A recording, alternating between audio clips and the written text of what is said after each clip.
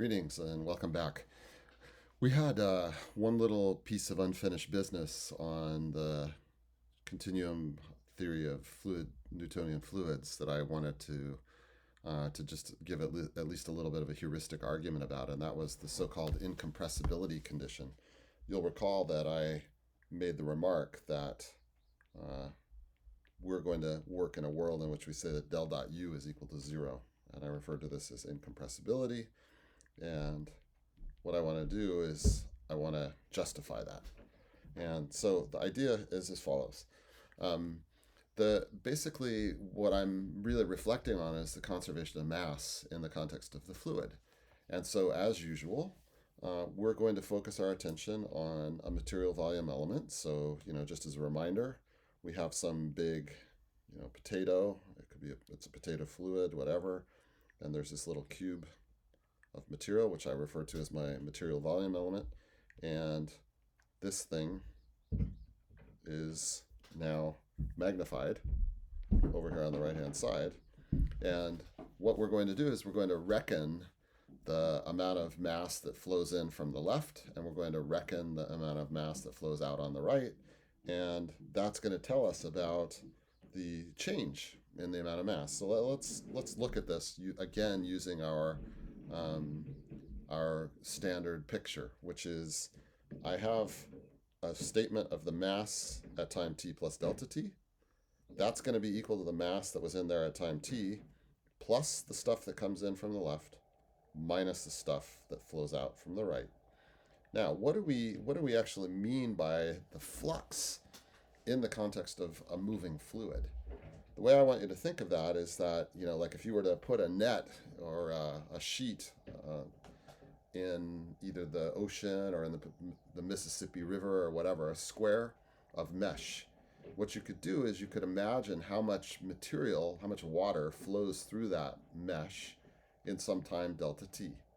And the answer to that is that the amount of mass is the density times the size of the volume swept out in the time delta t. What is that volume? So that volume is shown here, where what I'm highlighting is that there's a volume of width Vx delta t. That means everything that was within a distance Vx delta t of that square area here at time. Okay, so I'm looking at all the material that flowed through this in the time delta t. And I know that everything that was within Vx delta t will have flown through. And so what I do to find the mass flux is I say that so mass flux is mass per area per time. I multiply by the area, and so that gives me the amount of mass per time. And that's going to be given by the density at x minus x, delta x over 2, times the velocity there, times delta t, delta y, delta z. So that gives me basically the amount of material. Similarly, the amount that flows out on the right-hand side is given by this. And so, let's see. The case of full generality is the one that I'm interested in. So I'm going to show you that here. So point one is that if the density was constant, okay, this is the special condition that actually our special condition of interest, which was constant density, meaning incompressible. In that case, rho of x minus delta x over 2 and rho of x plus delta x over 2 are equal, and they're both equal to rho of x. And that ends up telling me the condition then ends up being that the gradient in the velocity has to be, the divergence, basically, the velocity has to be 0. But in the general case, I can take my statement here. I subtract minus m of x and t. I divide by delta t, and actually there's a mistake here. I needed to have a delta t in this equation. So sorry about that. So anyway, I take the difference, and then what you'll also see that I did is that I added and subtracted this quantity right here. Okay, I added and subtracted rho of x minus delta x over 2 plus, or times v of x plus delta x over 2.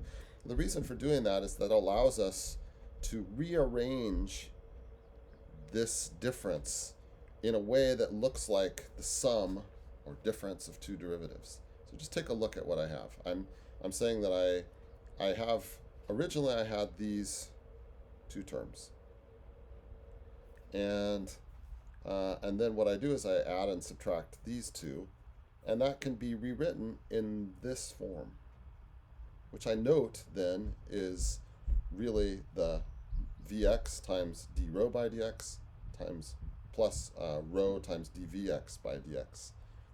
So what we've learned here is that the rate of change of mass, so I'm saying that d rho by dt delta x delta y delta z is given by minus, and then I have vx d rho by dx plus rho dvx by dx, and the three-dimensional generalization should be clear.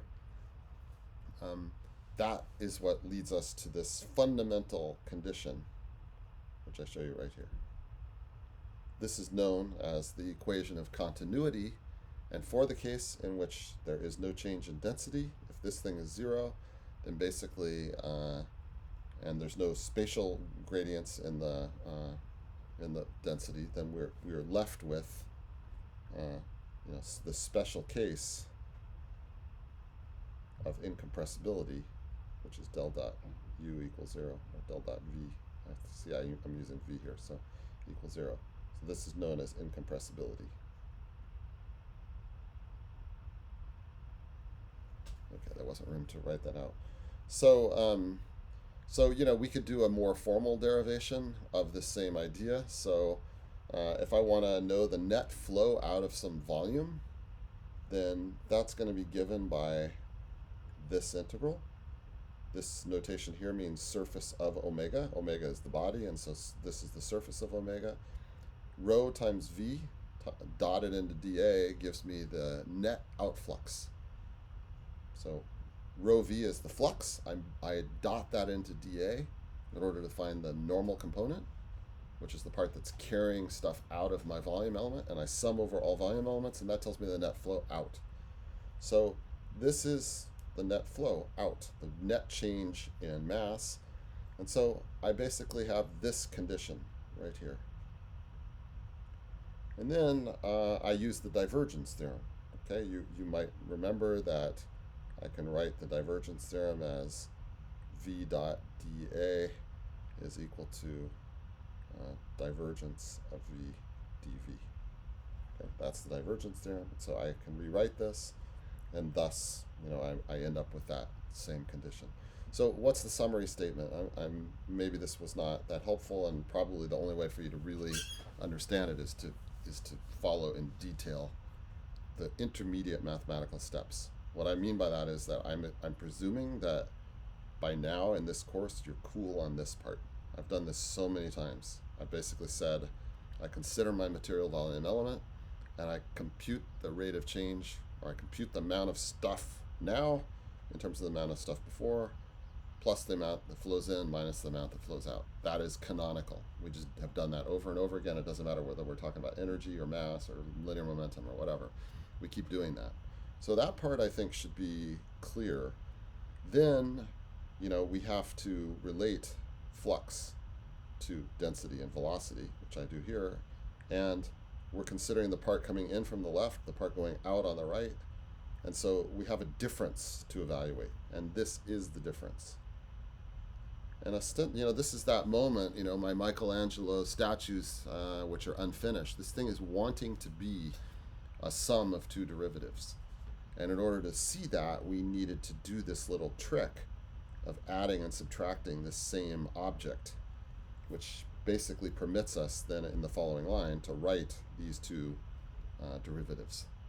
So that's the concept. So this equation of incompressibility is really central to thinking about fluid mechanics. It's the mass conservation condition, which has to supplement the F equals ma condition. That's what I've got for now.